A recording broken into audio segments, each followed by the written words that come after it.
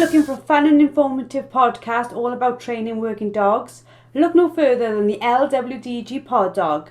This weekly show is hosted by me, Joanne Perrott, founder of the Ladies Working Dog Group, and I chat to experienced trainers and experts in the field who will give you helpful tips and advice. Whether you're just getting started or you've been working dogs for years, this podcast will have something for you. So pull up a chair, pour yourself a cup of coffee and tune in to LWDG Pod Dog, and let us help you build a better bond with your best friend. And as you can see now, we have the Ladies Working Dog Group demonstrating team moving seamlessly into the ring. We have Emma Stevens, as they're just setting up, I'll let you know, we have Emma Stevens from Cunning Shot. She's come down from Cumbria. And she is a demonstrator for the Ladies Working Dog Group, demonstrating team. And today you can see we have 7 dog and trainers, a mixture of Spaniels, Labradors, and there is also 1 setter. They've been based over the last 3 days up at the top end in the gun dog training arena at the top. And we're very lucky today that Emma has been able to bring her colleagues down here with the dogs. Danni'n falch iawn bod yr arddangosfa hyfforddi cwn hela adar.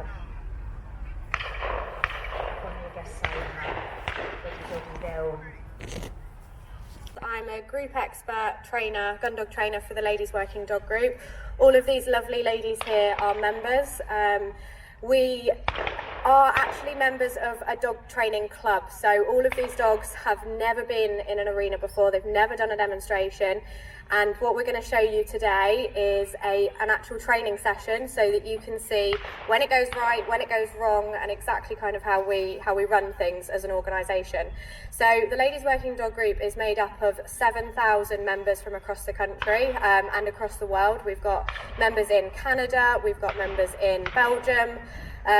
We started off originally as a face-to-face training session, and then it ended up that COVID hit, so everything went online, as it always does, and that's really when the membership grew to be national.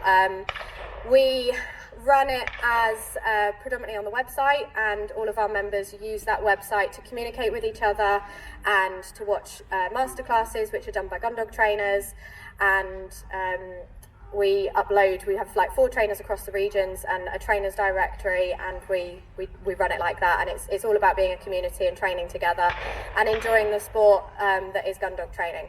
So all of these lovely ladies are now going to spread out and start doing what we would call a warm-up exercise. So it's steadiness, it's all of those foundations of gun dog training, and we're just going to talk through it as we go, okay?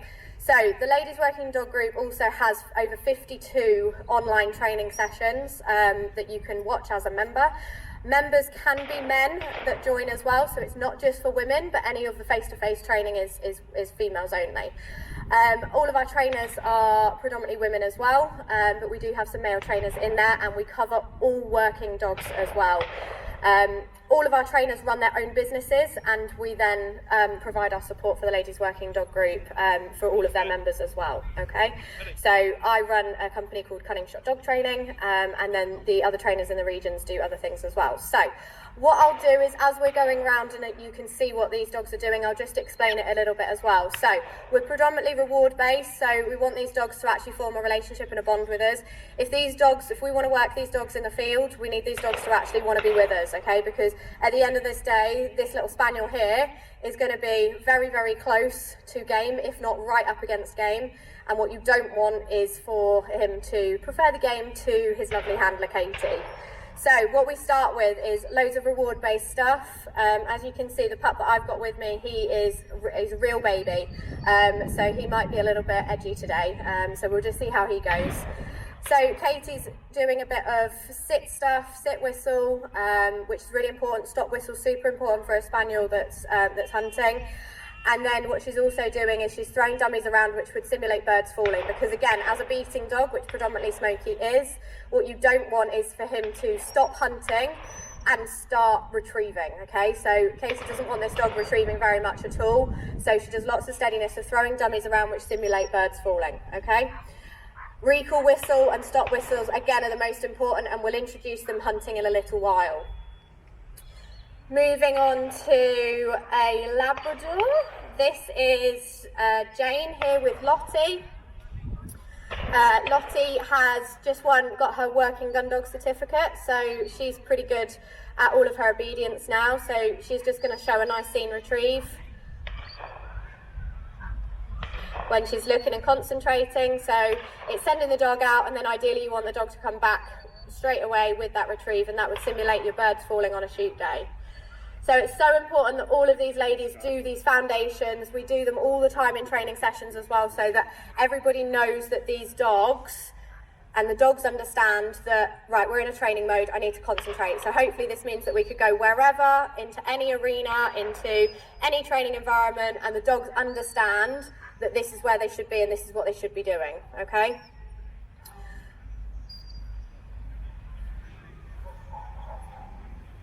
Brilliant. We'll just talk a little bit about the setter in the corner, because he is also a real baby.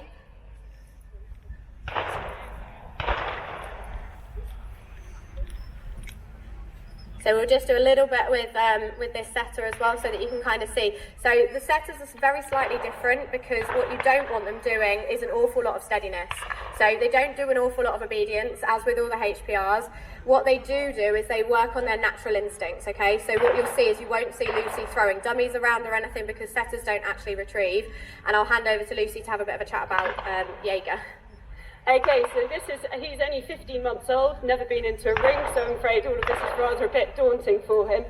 As you can see, I'm not actually doing that much with him, because setters, obviously, as a few of you might have seen, is they are basically out on the grouse moors and on the partridge fields, hunting with their noses, and so they're running long distances.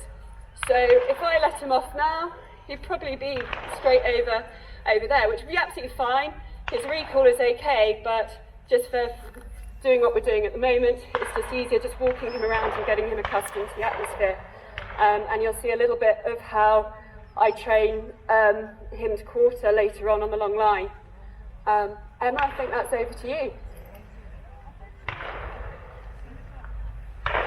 Brilliant, thank you, Lucy. So what we're going to do now is we're just going to show the spaniels in a little bit more action, okay? They've done a lot of steadiness. Spaniels, as we know, don't like to sit steady, so we'll get these guys moving.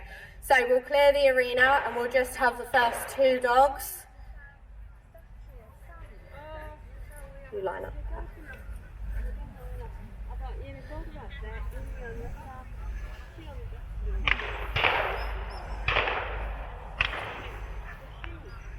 So as you've seen in the steadiness bit, what the idea is as well is obviously for them to not be interested in any other dogs, okay? So what you don't want them doing is, as soon as you then let them off the lead to start working, is that they go over to other dogs. So the steadiness bit is so important and crucial for doing this part of the exercises, okay? So what you're going to see now is that Louise and Katie are going to quarter these dogs, which is hunting in a pattern from left to right. Should be quite a short, small pattern, because we've got a cocker and a spaniel. You'll see it very differently when you see Lucy take over with her go, with the setter. So when you're ready, girls.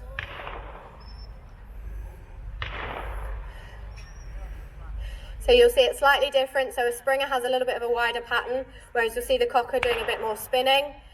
If you can hear their whistles, you'll hear 2 pips on the whistle. That will be to turn them, to get them to come off of a certain area and back to another. And then they should be super steady to when something's thrown or landed.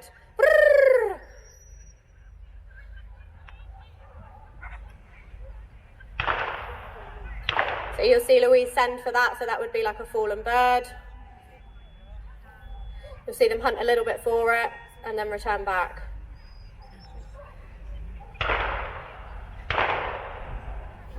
Perfect, and then you would quarter on again.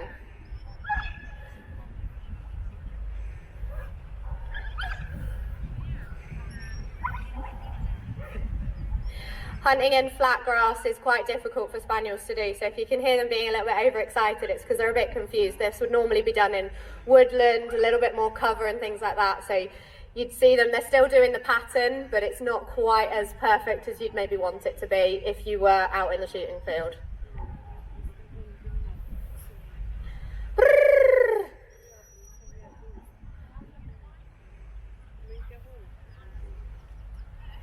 So Smokey's only just started retrieving, so his retrieve still has come back as a little bit overexcitable. That was not bad for that go. He can sometimes do a little bit of a circle around her before he starts going, and then we'll quarter all the way to the end, ladies.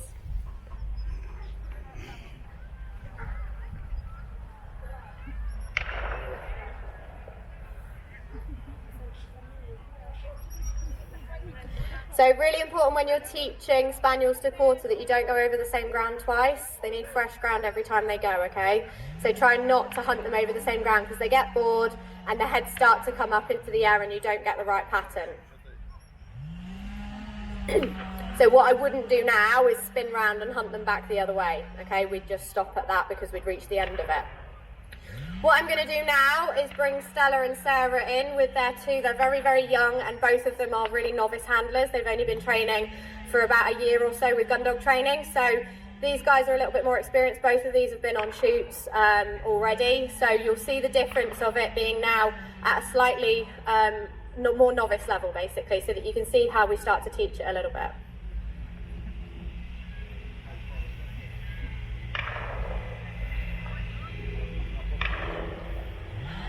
Sarah.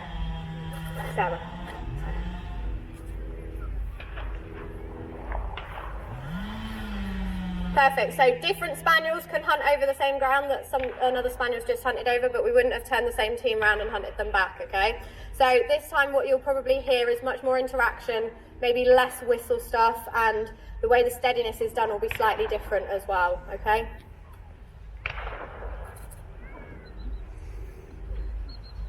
So you'll see, if you can hear them, you'll hear them getting really excited and into it, making them really, really get into it.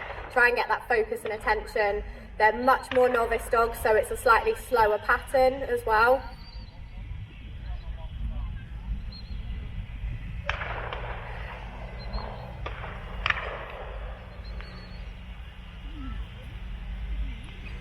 And both stop them, ladies. Stop them. Perfect, so what we do, apart from a wee break. So what we do with the steadiness to start with is there's nothing being thrown. So we're not testing that stop to flush, we're just testing that they can come off of hunting, lift their head up and actually engage with their handler again. So there's nothing being thrown for them, there's nothing for them to run in on or test that steadiness quite yet. It's just working on that stop, that eye contact and that control, and then they hunt on again. Yep. Yep.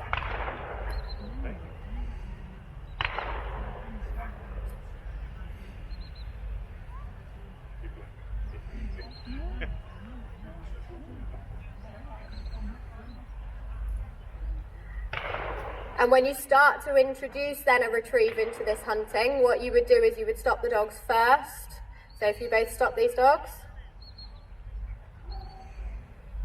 you check that they're nice and steady first, then you would throw, then you would send them. So Bandit can have that one.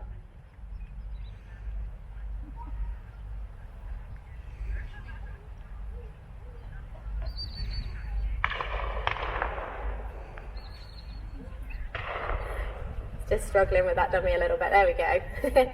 Figuring out how to pick it up. So carry on hunting then, please.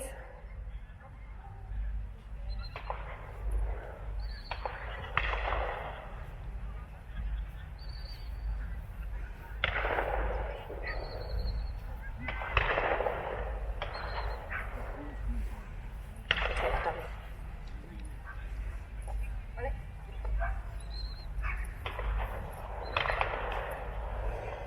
Perfect, so what we'll do again is stop the dogs.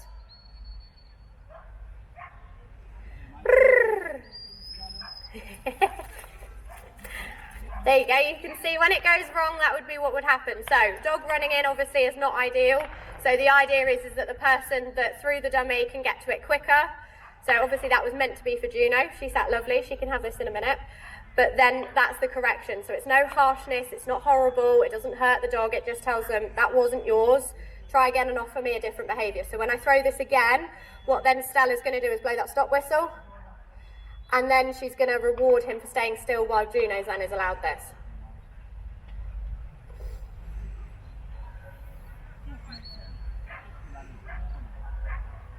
And again, just a young dog trying to figure out how to pick it up. The important thing is when you're trying to teach dogs to pick up different objects is you don't rush them, okay? So let them pick up. So if you noticed, all Sarah did was just back off very, very slightly, let her pick it up properly, and then the recall was added in to encourage her to come back into you. Okay, lovely ladies, thank you very much. Right, we'll add in now the setter for me. Can I have this way? I'm going to go this way. Sorry, I was just turning off my mute.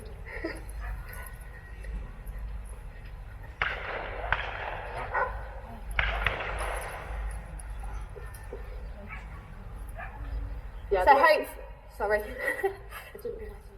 Yeah, you're on. So this will be a huge contrast from the spaniels that you just saw that hunt in a very, very tight pattern. What you'll see now is how we teach a very young setter how to work, okay? So it will be on a long line to start with, just so that you can actually have some control. If you notice what Lucy's doing now, she's just lifting up some grass and checking the wind, because ideally with a young dog, what you're going to want them to do is work into the wind, okay, so that they've actually got something to be hunting for.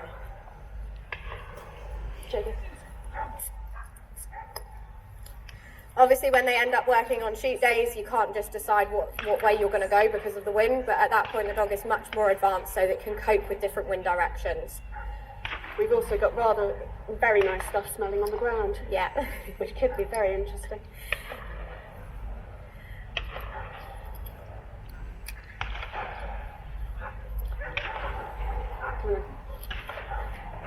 So very young dog, never been in an arena before, so we'll just see how this goes with him. Digging.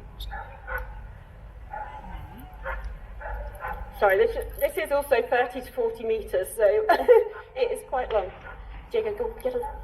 So if you notice, it's just trailing in her hands as he hunts out, but you can already see a much bigger, huge hunting pattern compared to the spaniels that was really nice and neat and tight. So you can see here why they're obviously completely designed for grouse mauling and big open spaces, not necessarily your lowland shooting kind of environments. Yeah, good lad.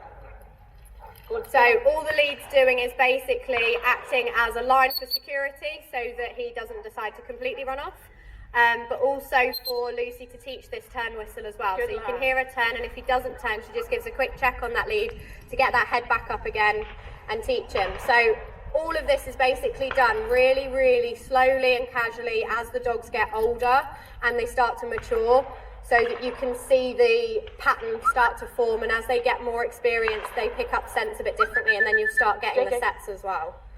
You'll also see that he has been back casting. If I was in a trial, I'd be out. So, not out, but it would be docked against me, because working into the wind, you want them to turn into the wind so they've got the best chance to scent the birds. But obviously, I'm afraid grass isn't the easiest, but Jago, get on. So what he should be doing is going out and away from her and then coming back and then going out and away from her, rather than coming back round like that, and he shouldn't be crossing behind her. So again, that's what this line's for.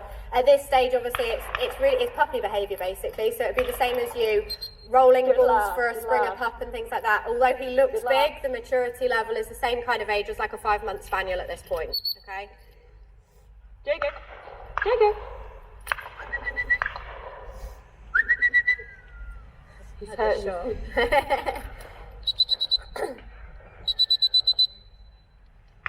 Good lad. Get on. Get on. Go on. He's having it.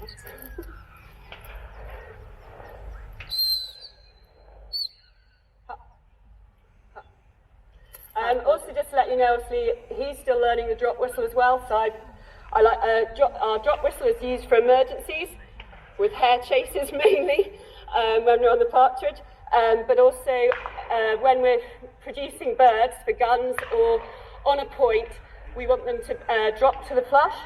So very much, I've got an older dog over there who now I don't need to really use the whistle on the flush, because the moment birds go up, she's dropped down to the ground. But while I'll be training him, and he's just coming onto game at the moment, is obviously I've got to be very careful, because these dogs are very sensitive, and I don't want to make them sticky. By sticky, I mean they just basically don't want to go into the point because they're worried about something's bad's going to happen. So I still have the line on, so that if the birds do get up, he can have a chase, and I do allow that, because I want him to get that freedom and fluid movement going into producing the birds. But what I will gradually do is have the line on just to steady him up, so that he gradually, over time, learns that he's got to be steady and stop. So no, they are good fun dogs. They are, sadly, in a bit of decline now because of all the big grouse shoots up on the moors, obviously going more driven, so you don't get the traditional shooting over dogs. But if anyone ever has the opportunity to shoot over setters and English pointers, do go. It is just one of the most incredible sports. So. Yeah, and obviously, so with the Spaniels and the Retrievers, we don't teach a drop to shot, we teach a stop to shot, because we would eventually want those dogs to actually mark that bird down so that they could eventually go and pick it up, whereas the setters don't actually retrieve, so you don't need them to mark it. So their drop to shot will be actually a lie down, in a lie down position, because you don't need them to see it, they don't need to mark it, and that's obviously the much more steadier position to prevent those kind of run-ins as well. Okay.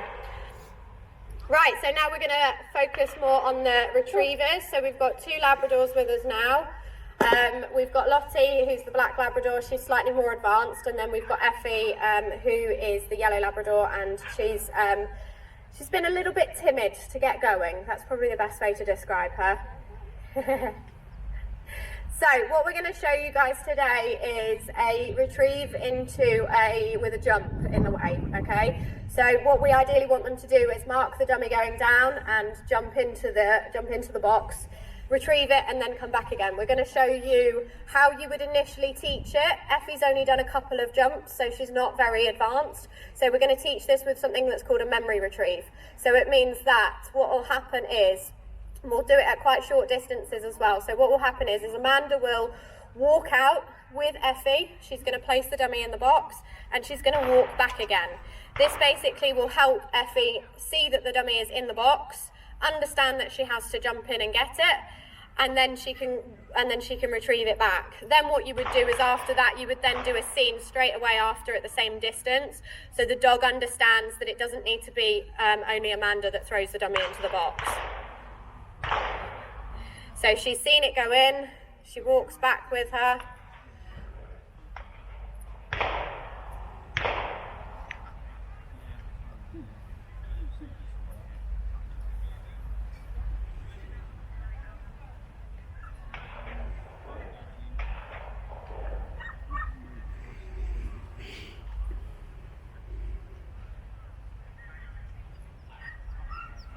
And she's going to line her out for this, just for that confidence as well.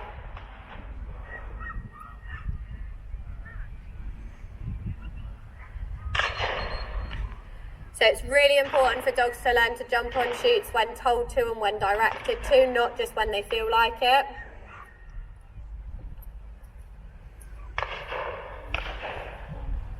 So then what we'll do is immediately then a scene into the box as well. I'm hoping that my noise is going to drag her this way rather than any of the tannoys.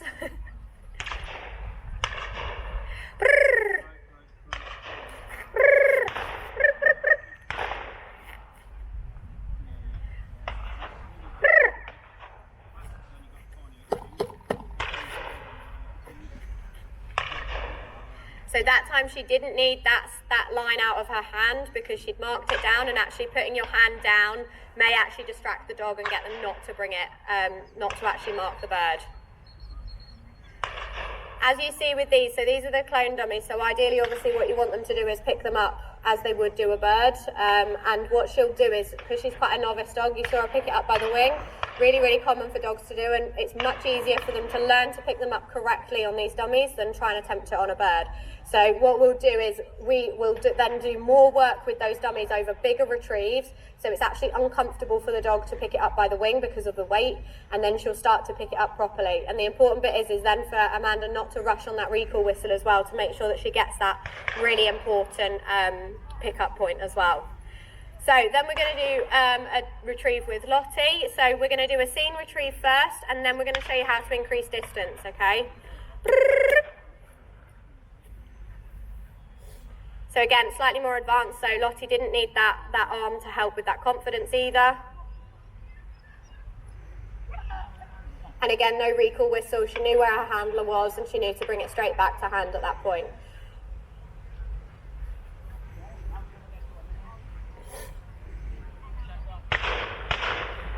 So she'll now increase the distance. It's really important when you're increasing distance and confidence in dogs that the dummy stays in the same place, okay? The reason for that is that the scent needs to be in the same place and the dog needs to move back. If you imagine if I kept moving this dummy further and further back away, one, I'd be out of the arena, but two, what would happen is Lottie would run over, identify the box as a jump where she thinks the dummy might be, and there would be scent there, so she'd get really, really confused, lose her confidence, and then not go back. So it's really important that it becomes almost like a memory to the dog. Dog goes into the same place every single time, and you move back with your dog to build that distance. And again, no arm from Jane. Lottie was straight on it, understood what was needed of her.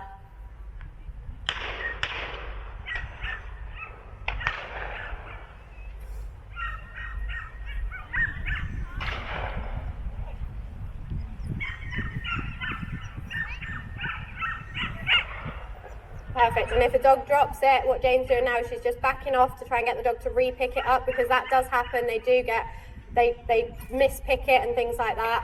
So it's just important to take the pressure off, get the dog to pick it back up and bring it back to you. If you don't want a dog to continue to reluctantly retrieve and drop it just short of you, worst thing you guys can do is pick that dummy off of the floor, because you then tell the dog that that's an acceptable behaviour to do.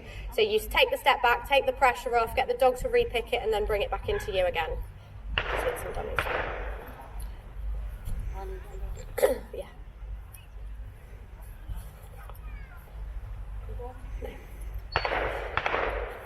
So what we're going to show you now is just then a little bit more control on these retrieves. So we're going to show you how to stop a dog on its way out to a retrieve. When we've been running the scurries, it's really important that dogs need to be able to be handled at distance, okay? So these dogs have been handled at distance, but obviously not in a main arena with loads of people watching you. So we're going to do this today. So ideally what's going to happen is I'm going to place this dummy down on the floor for Effie, okay? Effie's then going to be sent for it, and halfway she's going to be stopped, okay? Soon as she has stopped, Amanda's going to throw a different retrieve out for her and redirect her onto that as her reward for stopping. If she doesn't stop, I'm going to pick this dummy up. So again, no harsh handling, nothing else. We're just going to reset the exercise. So Amanda will call her back to her leg and we'll just go again, okay? Eventually what will happen is the dog will understand it's not actually getting this dummy if it doesn't actually listen to the handler, okay? So we'll go. You ready?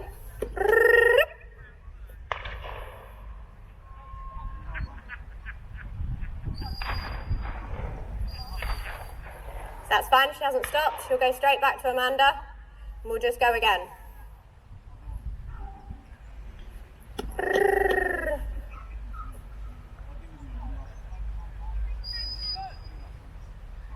And see, that time she stopped. She realised she's not going to get this, so she might as well listen to Amanda, and Amanda's then going to give her a reward.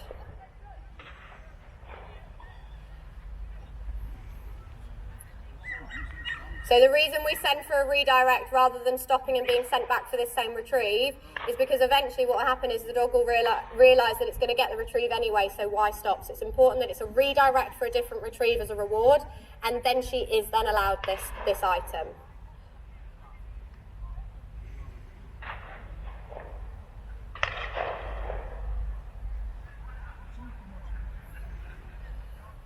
also really important for me to not move, because what I want her to do is be able to pick next to somebody. If I always step back, she'll know that she's allowed this retrieve, and if I'm always close, she'll know she's not allowed it. And then it means that when you go away and try and do this on your own, you've always got to have somebody stood here going to pick up the dummy. So it's important that I then don't move at that point. And then we're going to do the same with Lottie.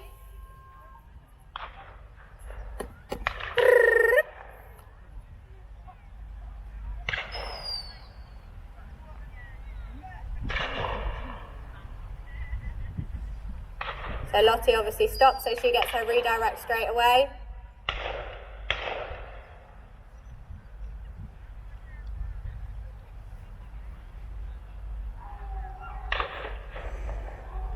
And then she'll also get the reward as well.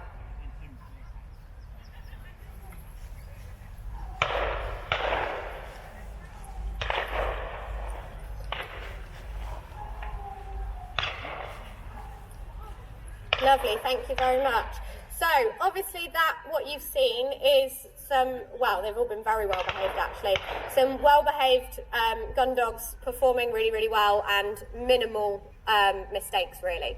So what we're going to do now is show you with these dogs how it initially started with those basics. So I'm a huge trainer of placeboard training. I absolutely love placeboards, and for anybody that doesn't know what a placeboard is, it is one of these.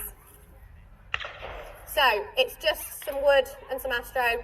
You can buy them in various bits. You can use like disability steps for caravan steps and things like that for them. But the idea is that it's a raised platform off of the floor with a different texture to the surface that it's on, okay? That's the idea of them. Now, history, for anybody that likes a bit of history.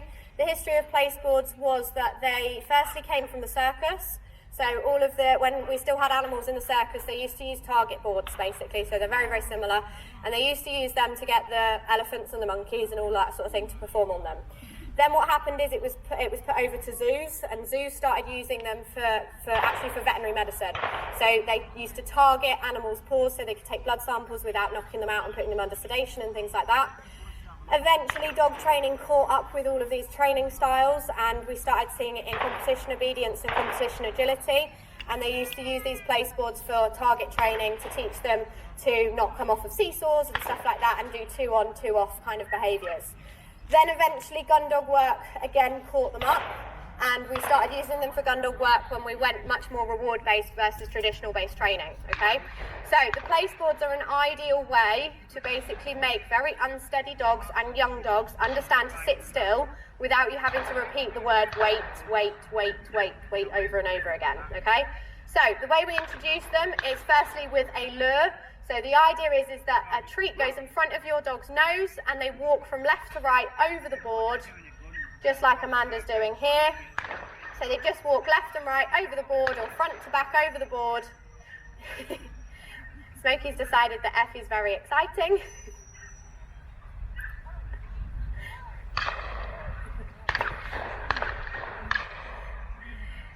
So this basically shows them that the board isn't a scary thing.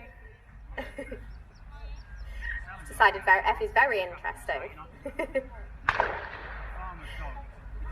So again, not a problem, it just goes back on the lead. If you can't cope in that environment, your lead's your friend. It's designed to basically get him back in the game and listening. Once he's stopped frothing at the mouth over her, he can start going back to training again. So once these dogs have realised that the board isn't scary, their feet can go over it and they can target on it and they get treats for being on it, we can start doing a bit more formal training with them. And the first place we teach is the most important place to me, which is the recall position, which is your dog is in front of you, staring at you, ignoring the rest of the environment, okay? We teach that nice and close to start with, so recall position like Sarah's doing here with her cocker, and Stella here, and we teach duration on these boards. So at this point we start to add in commands. So we don't say sit on the boards or anything, we lure into that sit position and you just keep rewarding that first position, okay? When you want to get your dog off the board, that's when we start adding in a word. So we tell them that they can get off when we tell them to. They can't just pick and choose, they get off when we tell them to get off. And it's about reading your dog's body language and not leaving them on there for too long, okay? Louise, can I swap you round? Just swap places. just swap. So he's not as interested. So once they then have that off command, they're allowed to get off, and they know they can get on and off freely as well, and they know that you're going to give them that off word. Then we can start building up duration. So then you're in charge of the duration, and they don't get off until you tell them to. Once we've done that, we can start building up a little bit of distance, and this is where we introduced a formal stop whistle as well. So as you can see Jane going back, she's then just blowing a stop whistle at that distance, and then she's going back to a dog. So this is when the dogs start to understand stop doesn't mean come in and sit, which is what we see an awful lot of, dogs coming in to sit in front of them because it's always been done close. It also means stop far away from me as well. So it just means sit wherever you are, whatever is going on, you just need to sit, okay? What we also then start to add in is a recall whistle. So as Amanda then backs off away, we can see Jane already done it. As Amanda backs away, she's then going to blow her recall whistle. Recall whistle for me is anywhere between 3 to 5 pips. Just make sure it's consistent and the dog understands it.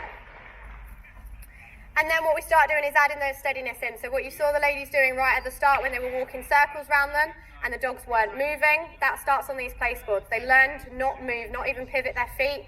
So as you can see, Louise, when she does a full circle around Mabel, she doesn't actually move at all. She just marks her over the back of her head, basically. So she just turns that head, marks her, picks her up on the other side, and then gets a reward for not moving. Again, really important for gun dogs to mark over the top of the head, because there may be a bird that falls down, and what you don't want your dog to do is stand up and turn round, because that's the first start of running in, which is what we obviously don't want to do, okay?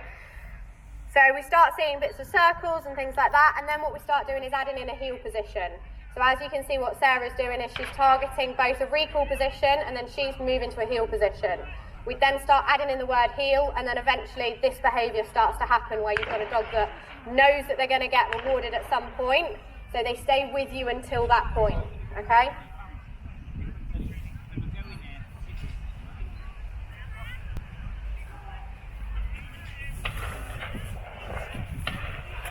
So we'll just finish off letting them, again, what I try and do is a bit of a cool down session as well in all of my training sessions. So what I'd like them to do is something then quite difficult. So we do the warm up in the beginning, which is what you saw at the start. Then they do some difficult stuff and we try and push them a little bit. And then they finish with this sort of exercise where they calm back down and they can kind of just get their head back in the game, and all that adrenaline level returns back to normal. So we are, we're doing another demonstration at 4:40. It will be a very similar demonstration to this, but as we know, with dogs anything can happen. And then we're also at the scurry, which is at the top, just opposite the shooting, all day as well, running gun dog scurries. And we've got a meet and greet area for any ladies or men that want to come and have a chat with us about the Ladies Working Dog Group as well. And I hope you've all enjoyed our demonstration. Thanks very much. Ladies and gentlemen, please put your hands together for the Arddangosfa Hyfforddi Cwn Hela Adar Boneddigesau. Indeed, the Ladies Working Dog Group demonstrating team. Fantastic. And as Emma just said, they will be back at 4:40 this afternoon. Fantastic to see. The boards, the reading the body language, and the hand signals. So many tips here, and you can catch them up at the gun dog training area behind me. Thank you for listening to LWDG Pod Dog with me, Jo Parrott. Now, we all know training a dog takes time, energy and patience, but our lives can be really, really busy. Don't worry, the LWDG has got you covered. Join us for our free planning workshop where we'll show you how to use short 10-minute training sessions each day to fast forward your dog's education. Our experts have years of experience in training dogs and will help you get started on the right foot. Register now and start making progress with your furry friend today. Go to our Facebook page, the Ladies Working Dog Group, and click on the pinned post, or visit www.thelwdg.com.